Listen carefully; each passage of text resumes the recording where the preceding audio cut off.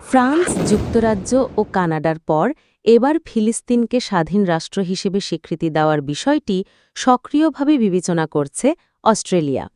জাতিসংঘের আসন্ন সাধারণ পরিষদের অধিবেশনের আগেই এই বিষয়ে আনুষ্ঠানিক ঘোষণা আসতে পারে বলে ইঙ্গিত দিয়েছেন দেশটির প্রধানমন্ত্রী অ্যান্টনি আলবানিজ।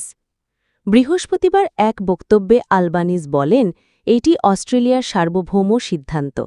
এই বিষয়ে যুক্তরাষ্ট্রের প্রেসিডেন্ট ডোনাল্ড ট্রাম্পের অনুমোদনের প্রয়োজন নেই। তিনি আরও জানান, তার সরকার অস্ট্রেলিয়ার জাতীয় স্বার্থকে অগ্রাধিকার দিয়ে স্বাধীনভাবে সিদ্ধান্ত নেবে। ফ্রান্স, যুক্তরাজ্য ও কানাডা যখন ফিলিস্তিনকে স্বীকৃতি দেওয়ার পরিকল্পনার কথা প্রকাশ করে, তখন অস্ট্রেলিয়ার উপরও আন্তর্জাতিকভাবে চাপ বাড়তে থাকে। তবে অস্ট্রেলিয়া জানিয়েছে, স্বীকৃতির সঙ্গে কিছু শর্ত জুড়ে থাকবে।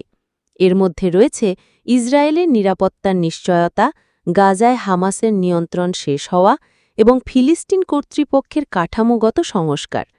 সরকারি সূত্র জানায়, এই বিষয়ে ফ্রান্সের প্রেসিডেন্ট এমানুয়েল মাখোঁ, যুক্তরাজ্যের প্রধানমন্ত্রী কিয়ার স্টারমার এবং ফিলিস্তিনের প্রেসিডেন্ট মাহমুদ আব্বাসের সঙ্গে ইতিমধ্যেই আলোচনা করেছেন অস্ট্রেলীয় প্রধানমন্ত্রী। উল্লেখ্য, বিশ্বে ইতিমধ্যে ১৪০টির বেশি দেশ ফিলিস্তিনকে রাষ্ট্র হিসেবে স্বীকৃতি দিয়েছে।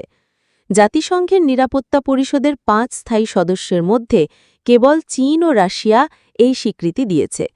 আগামী সেপ্টেম্বরে ফ্রান্স ও যুক্তরাজ্য স্বীকৃতি দিলে একমাত্র যুক্তরাষ্ট্রই বাকি থাকবে।